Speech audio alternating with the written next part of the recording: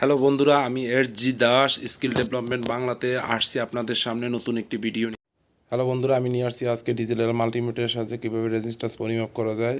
তার আগে যদি কোনো বন্ধুরা এখনও আমার চ্যানেলটি সাবস্ক্রাইব করে না থাকেন তাহলে অবশ্যই চ্যানেলটি সাবস্ক্রাইব করুন, পাশে থাকা বেল আইকনে ক্লিক করুন এবং বেশি বেশি লাইক, কমেন্টস এবং শেয়ার করুন।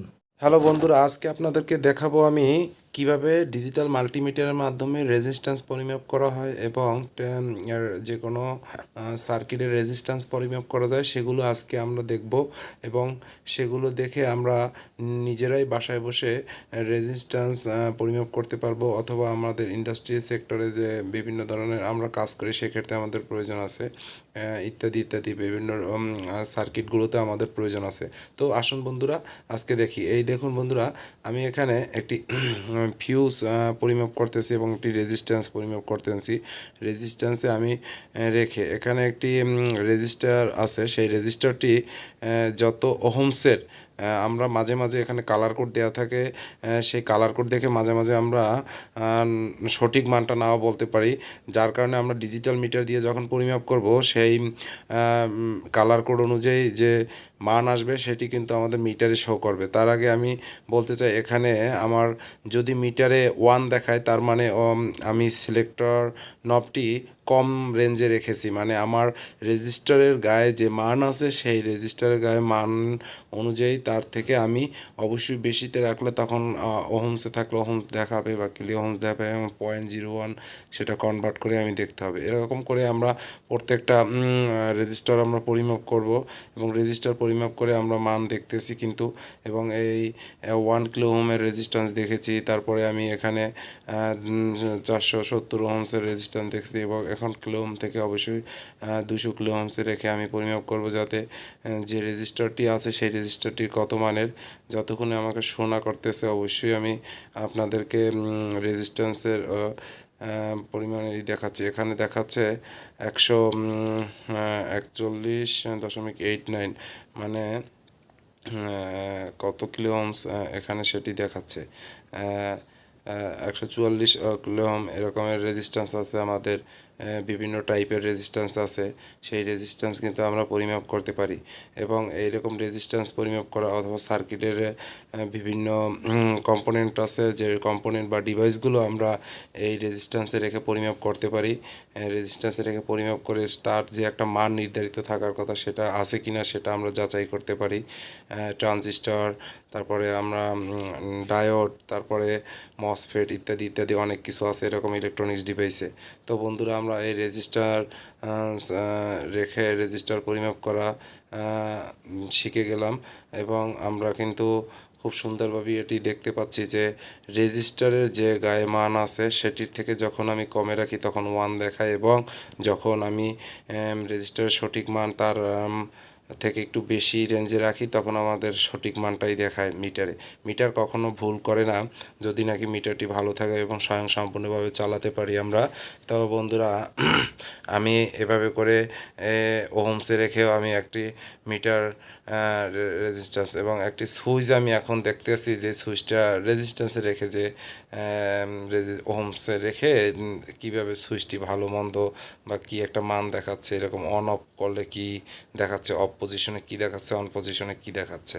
তারপর আমি একটা এলইডি ভালভের সার্কিট নিয়ে দেখতে পাচ্ছি, এখানে ক্যাপাসিটার আছে এবং এখানে একটি চপার সার্কিট আছে ট্রান্সফর্মার মতন এবং আইসি আছে ছোট করে। তো আমি রেজিস্ট্যান্সে রেখে পরীক্ষা করতে, এছাড়াও টেস্ট ল্যাম্পের টেস্ট এখানে একটা কথা আছে অথবা বার্জারের মতন, সেখানে রেখেও আমি একটা শর্ট আছে কিনা বা শর্ট ছাড়া সেগুলো আমরা দেখতে পারি। তো বন্ধুরা, আমি যেটি আপনাদেরকে দেখাচ্ছি সেটি হলো আজকে এই ডিজিটাল মাল্টিমিটারের সাহায্যে আমরা যে রেজিস্ট্যান্স পরিমাপ করা যায় এবং অন্য অন্য বিভিন্ন সার্কিটের যে বিভিন্ন কম্পোনেন্ট অথবা ডিভাইস যেগুলো রেজিস্ট্যান্সে রেখে পরিমাপ করা যায় সেগুলো আজকে দেখাচ্ছি। তো বন্ধুরা, আমরা এই রেজিস্ট্যান্স সম্পর্কে সবারই ধারণা আছে এবং এই দেখুন আমি একটি চার্জার ফ্যানের সার্কিট বের করেছি। চার্জার ফ্যানের সার্কিট, পাওয়ার সার্কিট এবং কন্ট্রোলিং সার্কিট, এখানে বিভিন্ন ধরনের ডিভাইস আছে, সেগুলো কিন্তু রেজিস্ট্যান্সে দিয়ে আমি পরিমাপ করতেছি এবং দেখাচ্ছি, সেটা কি আর কি একটা মান দেখাচ্ছে, ইত্যাদি অপটোকলার সুইচিং, তারপরে বিভিন্ন আইসি ইত্যাদি ইত্যাদি আছে, সেগুলো যে পিনে যে মান থাকার কথা সেটি কিন্তু আমরা রেজিস্ট্যান্সে রেখে ওই মানটা আমরা দেখলে বুঝবো যে ওই আইসিটা ভালো আছে কিনা বা খারাপ আছে কিনা ইত্যাদি ইত্যাদি। তো বন্ধুরা, এভাবে করেই আমরা রেজিস্ট্যান্সে রেখে আস্তে আস্তে করে ইলেকট্রনিক্সের যে সার্ভিসিং কাজে, যে ধরনের বিভিন্ন সার্কিট থেকে সার্কিটের সার্ভিসিং কাজে আমাদের এই মিটারটি খুবই গুরুত্বপূর্ণ। এই ডিজিটাল মাল্টিমিটারে সেম আরও একটি মিটার আছে, সায়ানোমিটার।